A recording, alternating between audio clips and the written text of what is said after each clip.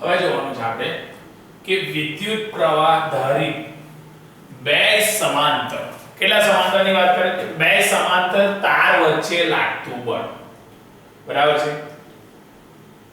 તો બે સમાંતર તાર હશે, એમાંથી વિદ્યુત પ્રવાહ પસાર કરીએ તો એ વિદ્યુત પ્રવાહ ધારિત બે સમાંતર તાર વચ્ચે જે લાગતું બળ છે એની વાત કરીએ તો કે વિદ્યુત પ્રવાહ ધારિત સુવાહકની આસપાસ ચુંબકીય ક્ષેત્ર એ શું ધરાવે છે?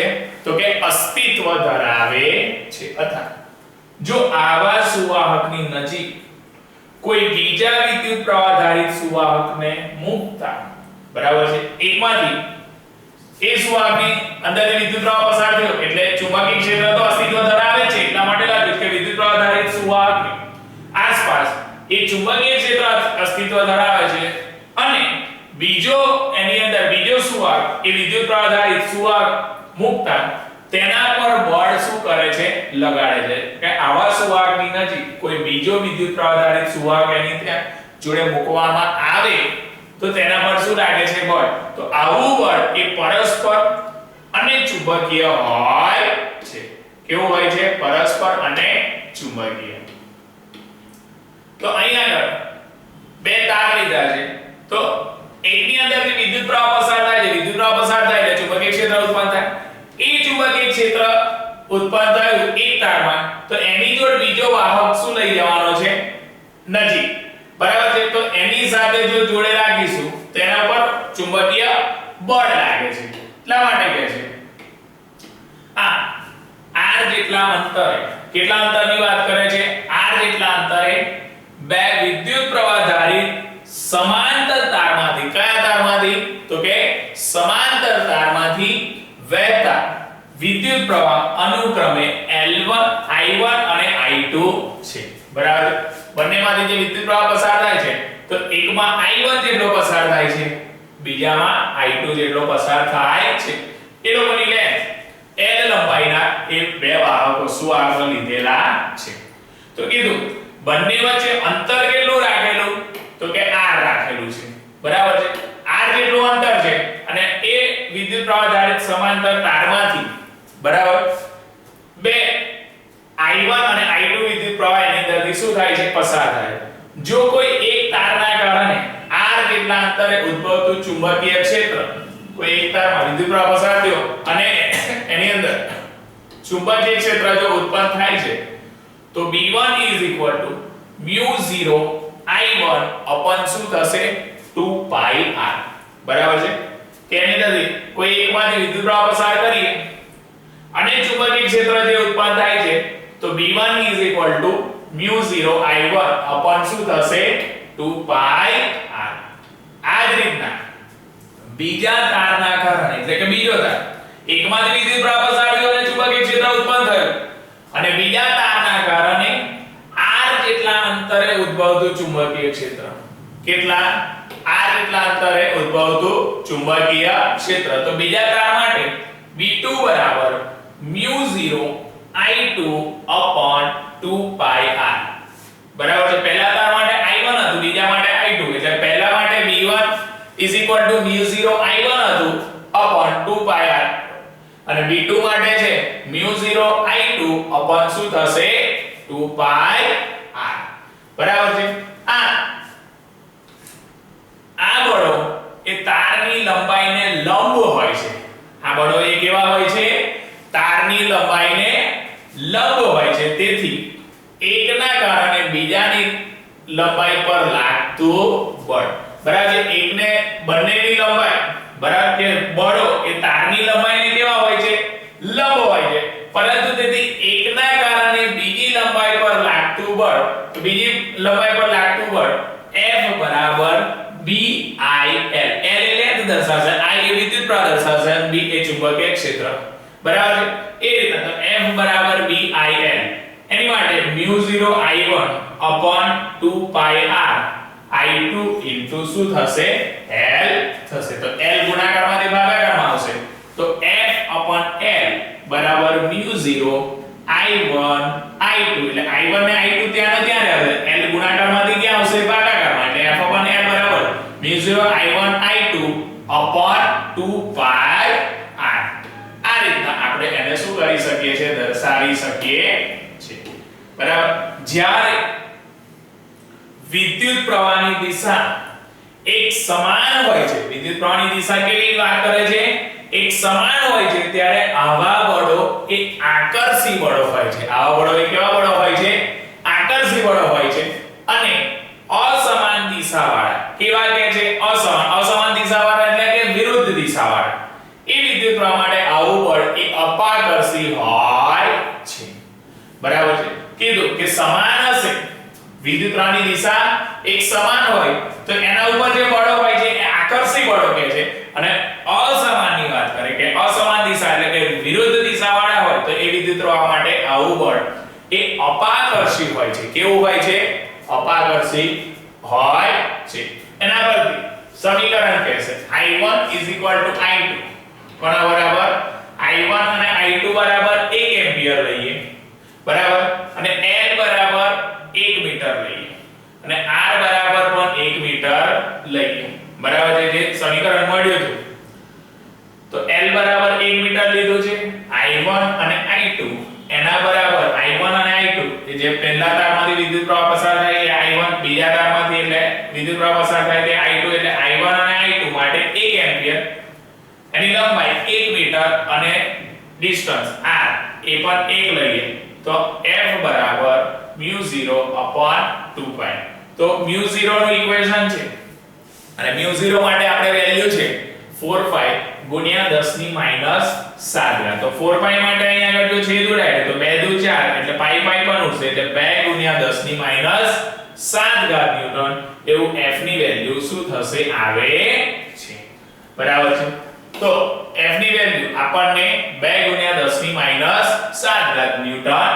મળશે જો બે સમાન વિદ્યુત પ્રવાહ ધારિત તારને એકબીજાને સમાંતર રહે કેવા રહે છે એકબીજાને સમાંતર રહે તે પ્રમાણે જો એકબીજાથી 1 મીટર દૂર શૂન્યાવકાશે અથવા હવામાં રાખવામાં આવે તો જો તેમની વચ્ચે લાગતું પરસ્પર બળ એ 2 ગુણ્યા 10 ની -7 ઘાત ન્યૂટન પર મીટર હોય તો દરેક તારમાંથી પસાર થતો વિદ્યુત પ્રવાહ એ 1 એમ્પિયર કહેવામાં આવે છે શું કહે છે કે બે સમાન વિદ્યુત પ્રવાહ ધારિત કેવા બે સમાન વિદ્યુત પ્રવાહ ધારિત તારને એકબીજાને સમાંતર રાખેલા છે બંનેને જ્યારે રાખેલા ત્યારે એકબીજાને કેવા રાખેલા હતા સમાંતર અને સમાંતર રાખીને એકબીજાથી એ લોકોનું અંતર 1 મીટર જેટલું રાખવાનું કેટલું રાખવાનું છે 1 મીટર તો એ પછી શૂન્યાવકાશ લઈએ અથવા હવા કોઈ પણ એ બંનેમાંથી માધ્યમમાં રાખે તો શૂન્યાવકાશ કે હવામાં જો રાખવામાં આવે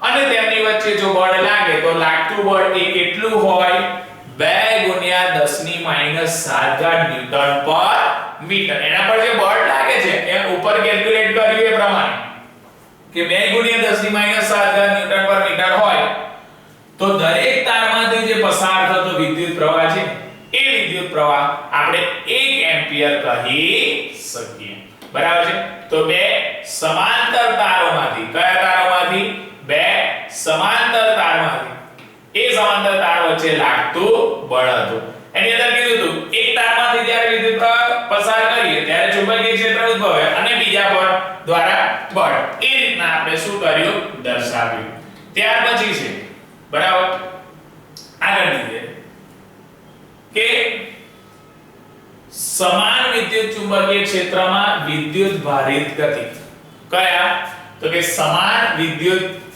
ચુંબકીય ક્ષેત્રમાં વિદ્યુત ભારિત ગતિ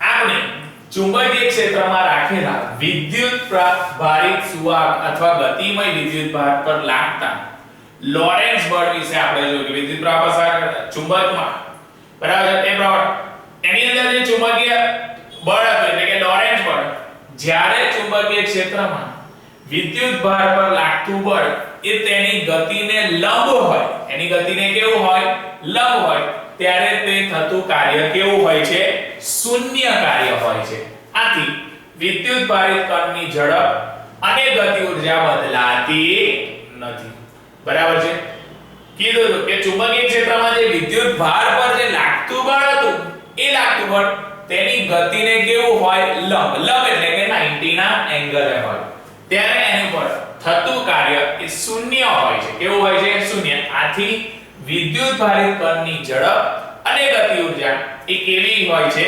બદલાતી નથી. જેથી એની દિશા જો ક્ષેત્રને લંબ હોય, એની દિશા જે હોય છે એ કેવી હોય? તો કે ક્ષેત્રને કેવી હોય?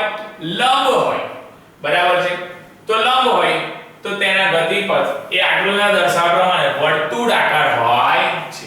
બરાબર? એના ગતિપથ એ કેવા હોય છે? વર્તુળાકાર હોય છે. બરાબર છે? આમ વર્તુળાકાર હોય છે કારણ કે તેના પર દરેક બિંદુએ તેની ગતિની દિશાને લંબ બળ લાગે છે. એની ગતિની દિશાને કેવું બળ લાગે છે? લંબ બળ. આ વિદ્યુત ભાર પર લાગતું આ ચુંબકીય બળ Q અને B એ કેન્દ્રગામી બળ. એની પર ચુંબકીય બળ વિદ્યુત ભાર પર લાગતું જે ચુંબકીય બળ છે એ વિદ્યુત ભાર Q એના કારણે લાગતું ચુંબકીય બળ Q અને B એ કેન્દ્રગામી બળને પૂરું પાડે છે, જે વર્તુળાકાર ગતિમાં શું કરે છે? ગતિ માટે જવાબદાર છે. કોના માટે જવાબદાર છે? વર્તુળાકાર ગતિ માટે એ શું હોય છે? જવાબદાર હોય છે. અને એ એના માટે જવાબદાર હશે તો એની માટે ઇક્વેશન લેશે. બરાબર છે? ઇક્વેશન લેશે તો એના પરથી કહેશે QVB mv² શું થશે? r. બરાબર? તો આની ઉપર જો VV ઉડાઈ બરાબર કટ કરીએ તો અહીંયા આગળ QB એ ગુણાકારમાંથી ક્યાં આવશે ભાગ અને V પર r ભાગાકારમાંથી ગુણાકારમાં જશે એટલે r ઉપર જશે. QVB V એક કટ થશે એટલે MV શું રહેશે? QB. તો r બરાબર ઇક્વેશન એમનું બનશે કે MV ના છેદમાં ડિવિઝનમાં QB એ રીતના આપણે શું કરીએ છીએ અને દર્શાવીએ છીએ. આ સમીકરણમાં આપણે જે દર્શાવ્યું એ કે સમાન ચુંબકીય ક્ષેત્રમાં જે ગતિ કરતા હતા એ સમાન ચુંબકીય ક્ષેત્રમાં ગતિ કરતા વિદ્યુત ભારના પથની ત્રિજ્યા. કોની ત્રિજ્યા? તો કે વિદ્યુત ભારના પથની ત્રિજ્યા એ વેગમાનના સમપ્રમાણમાં. કોના સમપ્રમાણમાં? વેગમાન. વેગમાન એટલે કે p. એ વેગમાન p ના સમપ્રમાણમાં અને વિદ્યુત ભારનું મૂલ્ય. કોનું મૂલ્ય? તો કે વિદ્યુત ભારનું મૂલ્ય અને ચુંબકીય ક્ષેત્રના વ્યસ્ત પ્રમાણમાં હોય છે. બરાબર? કીધું કે સમાન ચુંબકીય ક્ષેત્રમાં ગતિ કરતા વિદ્યુત ભારના પથની ત્રિજ્યાને તેના વેગમાનના સમપ્રમાણમાં અને વિદ્યુત ભારનું મૂલ્ય અને ચુંબકીય ક્ષેત્રના કેવા પ્રમાણમાં હોય છે? વ્યસ્ત પ્રમાણમાં હોય છે. આથી વર્તુળાકાર પથમાં વિદ્યુત ભારના ભ્રમનો આવર્તકાળ નીચે પ્રમાણે આપણે શું કરી શકીએ? લખી શકીએ છે. તો એમ આવર્તકાળ T બરાબર 2πr/શું છે? V. બરાબર છે? 2πr/V.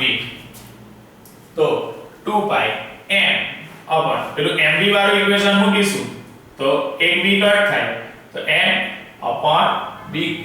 એ રીતના આપણે શું કરી શકીએ છીએ? એને દર્શાવી શકીએ છીએ. તો t નો એટલે બરાબર છે જે આવર્તકાળ છે એ 2πm/ શું મળશે આપણને? bq મળે છે. આ સમીકરણ પ્રમાણે વિદ્યુત ભારનો આવર્તકાળ એ તેની ઝડપ અને ભ્રમણ કક્ષાની ત્રિજ્યા પર એ આધાર રાખતો ને એની ઝડપ કેટલી છે અથવા ભ્રમણની કક્ષા એ એના સાથે કોઈ લેવા દેવા નથી. એટલા માટે કહે છે કે આવર્તકાળ વિદ્યુત ભારનો આવર્તકાળ અને તેની ઝડપ અને ભ્રમણ કક્ષાની ત્રિજ્યા પર એ આધાર રાખતો નથી. બરાબર છે? તો આ હતું આપણે કે સમાન વિદ્યુત ચુંબકીય ક્ષેત્રમાં વિદ્યુત ભારની શું હતી? ગતિ. બરાબર? એની પછી છે આગળની થિયરી કે સમાન ચુંબકીય ક્ષેત્ર અને વિદ્યુત ક્ષેત્રમાં વિદ્યુત ભારની ગતિ. બરાબર? સમાન ચુંબકીય કેવું કહે છે? સમાન ચુંબકીય ક્ષેત્ર અને વિદ્યુત ક્ષેત્રમાં વિદ્યુત ભારની ગતિ. તો પહેલું કહે છે વિદ્યુત ક્ષેત્રમાં ગતિની વાત કરે છે. કોની વાત કરે છે? વિદ્યુત ક્ષેત્રમાં ગતિ. બરાબર છે? એ વિદ્યુત ક્ષેત્રમાં ગતિ એટલે કે મોશન ઇન ઇલેક્ટ્રિક ફીલ્ડ. બરાબર?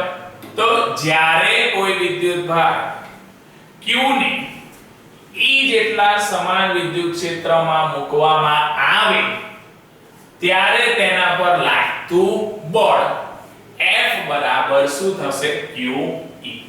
વિદ્યુત ભાર આપણે Q લીધો છે બરાબર છે અને વિદ્યુત ક્ષેત્ર E બરાબર છે.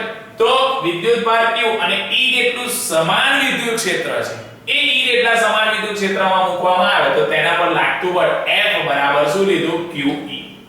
આ વિદ્યુત ભાર પર આ બળ હેઠળ એ પ્રવેગિત ગતિ કરે છે. કેવી ગતિ કરે છે? પ્રવેગિત. આથી તેનો પ્રવેગ એના જેટલો હોય છે બરાબર છે. આ એનો જે પ્રવેગ એના જેટલો હોય છે તો એના પરથી ઇક્વેશન બનશે બરાબર. A બરાબર F ના છેદમાં F બરાબર આપણને ma વાળું ઇક્વેશન ખબર છે તો A બરાબર F ના છેદમાં m. તો F બરાબર આપણને ખબર છે QE upon m. એ રીતના આપણે પ્રવેગનું ઇક્વેશન શું કરી શકીએ છે બનાવી શકીએ છીએ. A બરાબર F ના છેદમાં m તો Q F ની કિંમત ઉપરથી મૂકીએ તો QE upon m થશે.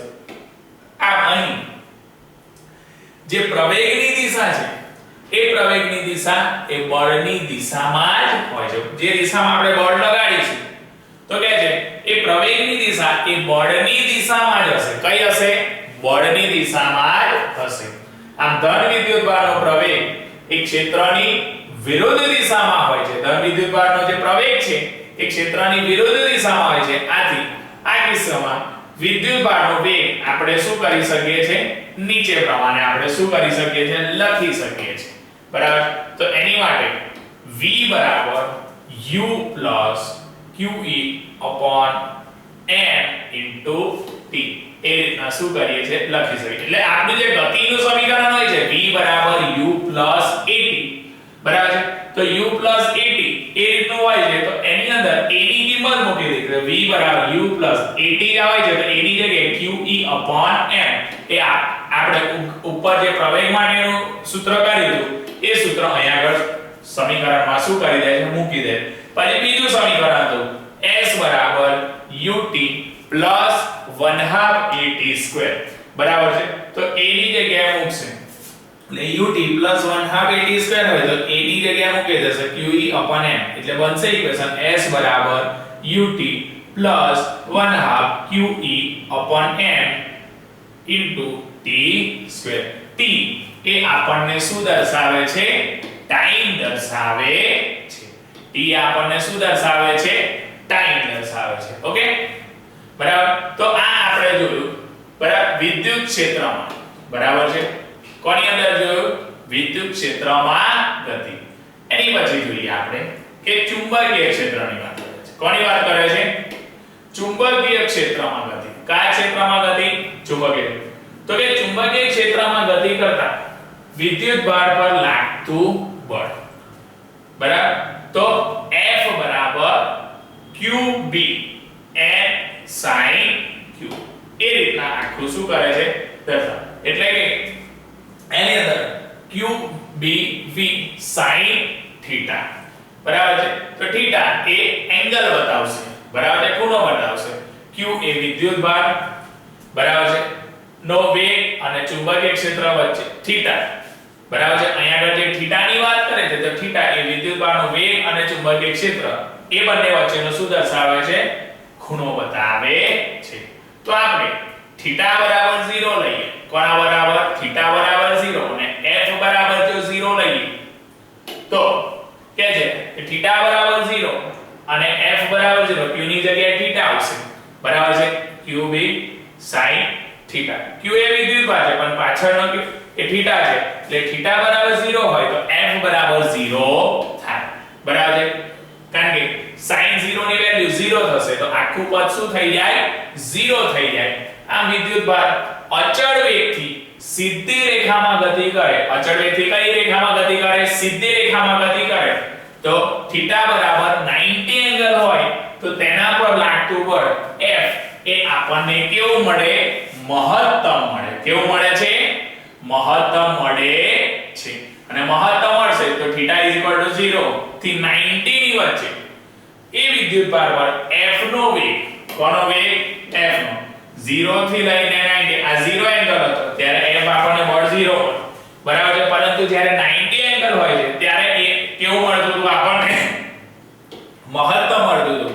એટલે 90 થી 0 લઈ બરાબર 90 less than theta is less than 0 હોય બરાબર છે.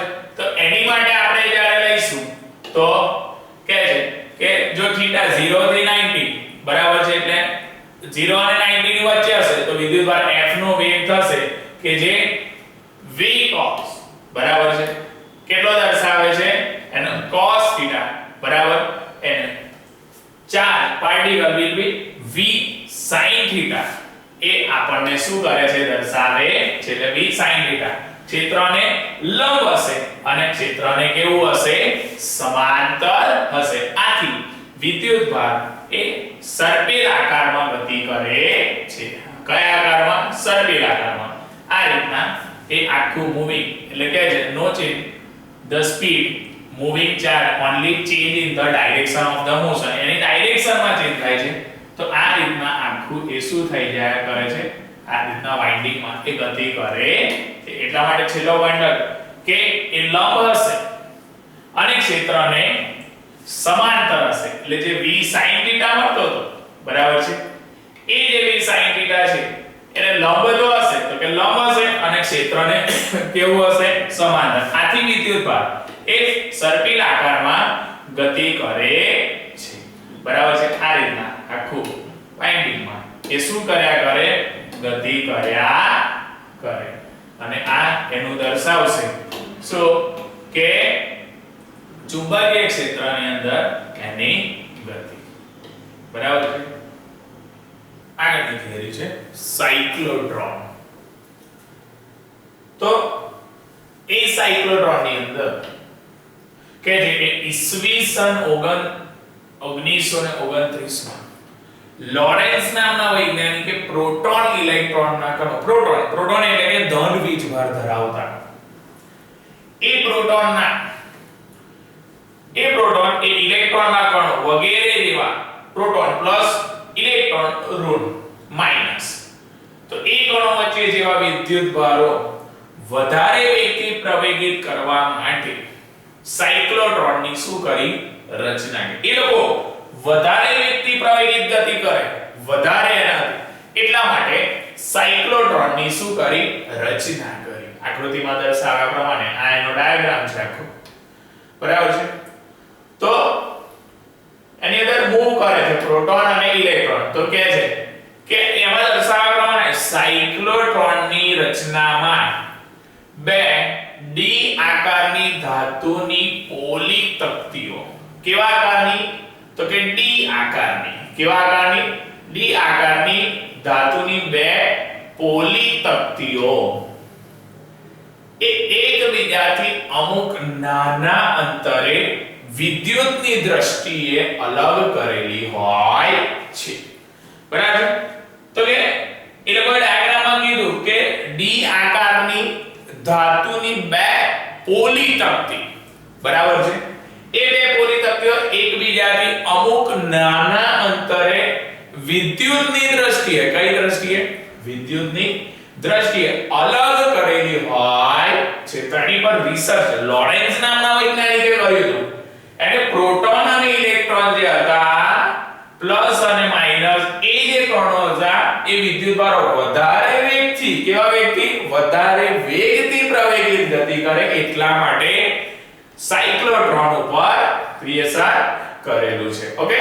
તો આ જે વિદ્યુત દ્રષ્ટિએ અલગ હતી બે જે ધાતુની પ્લેટો ડી આકારની એ આ તક્તિઓને શૂન્ય અવકાશમાં મૂકવામાં આવે જેવો ચેન્જીસ ના આવે એ પ્રમાણે એ બંને પ્લેટોને શૂન્ય અવકાશમાં શું કરવામાં આવે છે મૂકવામાં આવે છે.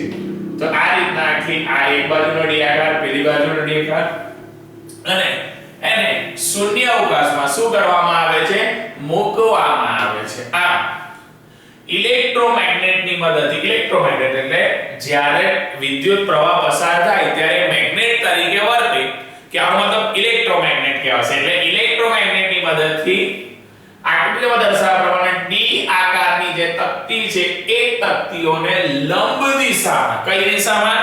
લંબ દિશા હશે, બરાબર છે, આડીને ઊભું એટલે 90 એંગલ પર, તો એ લંબ દિશામાં ચુંબકીય ક્ષેત્ર લાગુ પાડવામાં શું થાય છે? આવે છે.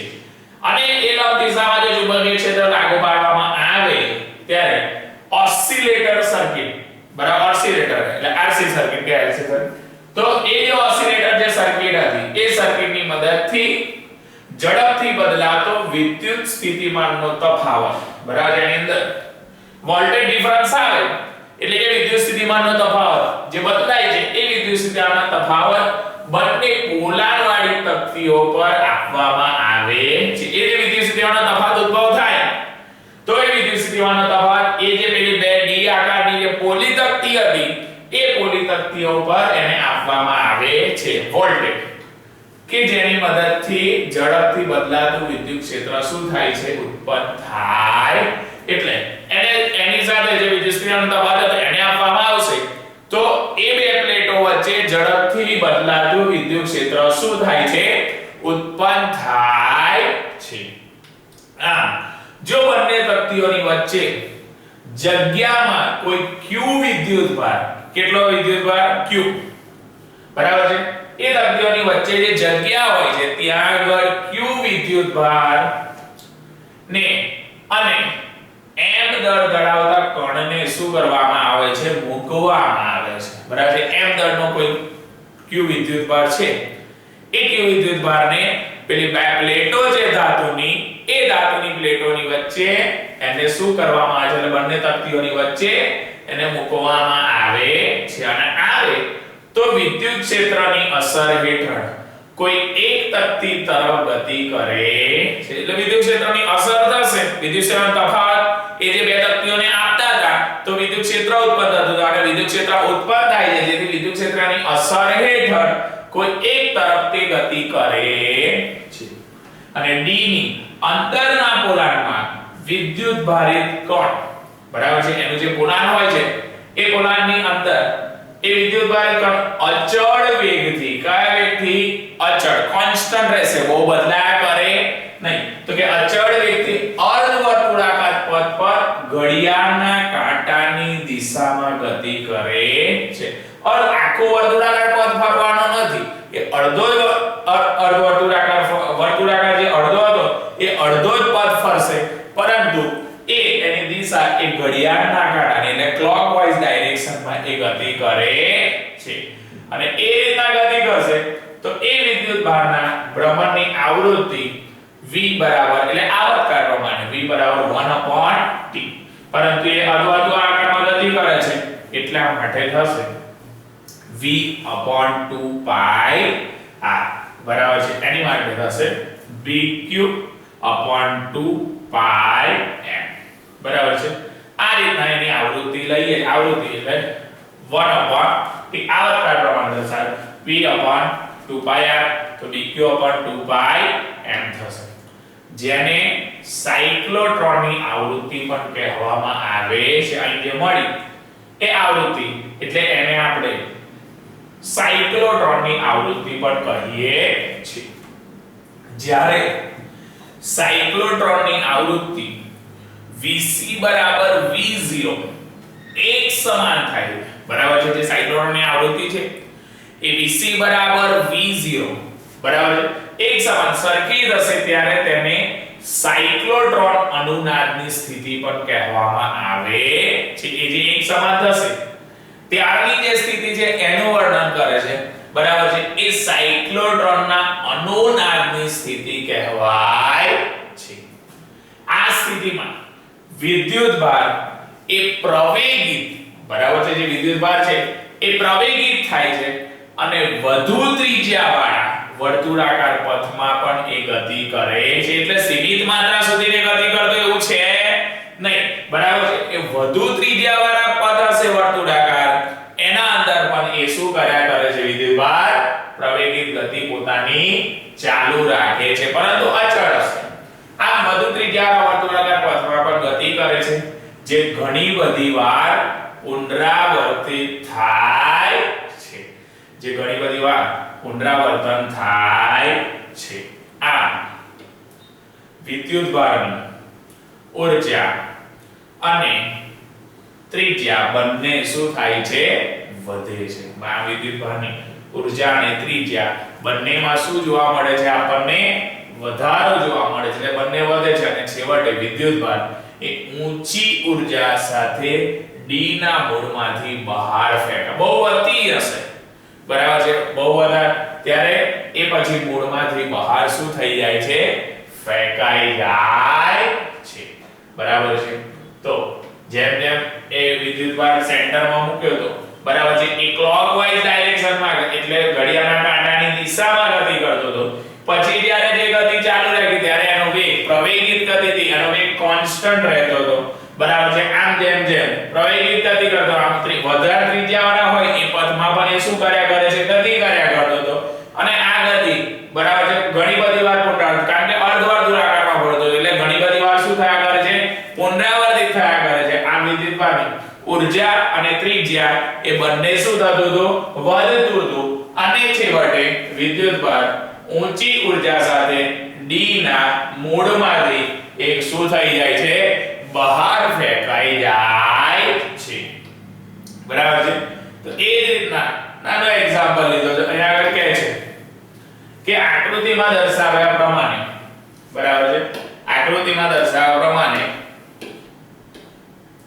આ જે આકૃતિ દર્શાવ્યું છે એ આ બંને વચ્ચે 30 સેન્ટીમીટર છે અંતર પર કહે છે કે બે તાર વચ્ચેનું અંતર બરાબર એ જે સેન્ટીમીટર લીધા અને તેમનામાંથી પસાર થતી વિદ્યુતભાર અનુક્રમે 10 એમ્પિયર અને 15 એમ્પિયર છે એકમાંથી 10 એમ્પિયર જાય છે એકમાંથી કેટલા જાય છે 15 એમ્પિયર પસાર થાય છે બરાબર છે આ રીતના એ 10 અને 15 એમ્પિયર વાળા બે વાયર લીધા એમાંથી પસાર થાય થતી વિદ્યુતભાર અનુક્રમે 10 એમ્પિયર 15 એમ્પિયર તો તેમની વચ્ચે લાગતું બળ શું કરવાનું છે શોધવાનું છે આ પ્રકાર કેવો હશે તો કહે છે આપણે જાણીએ છીએ કે જ્યારે બે તારમાંથી વહેતા વિદ્યુતભાર પ્રવાહની દિશા બરાબર બે તારમાંથી જે વિદ્યુત પ્રવાહ વહે છે એ વિદ્યુત પ્રવાહની દિશા એક સમાન હોય તો તેમની વચ્ચે આકર્ષી બળ લાગે એક સમાન હશે બરાબર છે તો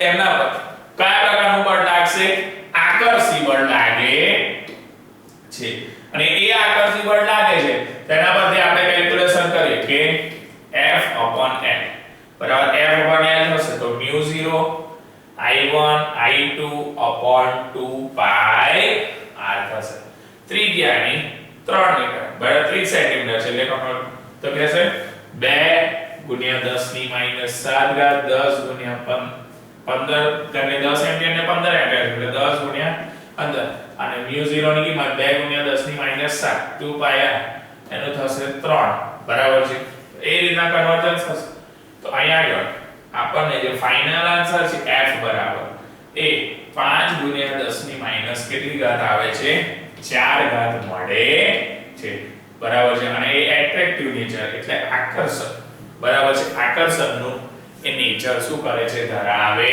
છે બરાબર એની પછીનું એક એક્ઝામ્પલ છે કે 0.2 ટેસ્લા કેટલા કે છે 0.2 ટેસ્લા સમાન ચુંબકીય ક્ષેત્રમાં કોઈ ઇલેક્ટ્રોન ક્ષેત્રને લંબ હોય એવા 3 * 10 - 7 મીટર પર સેકન્ડના વેગથી જો ગતિ કરે છે તો તેની શું શોધવાની છે આપણે ત્રિજ્યા શોધવાની છે તો એ ત્રિજ્યા શોધવા માટે ઇક્વેશન થશે r બરાબર mv/bq બરાબર આમાં r નીચે આવતો તો થતું હતું જો b નું સૂત્ર બને તો mv/qr થાય તો q નું બનાય તો mv/br થતું પરંતુ અહીંયા આપણે ત્રિજ્યા શોધવાની છે એટલે ઇક્વેશન r બરાબર mv/bq m તો એ દળ છે v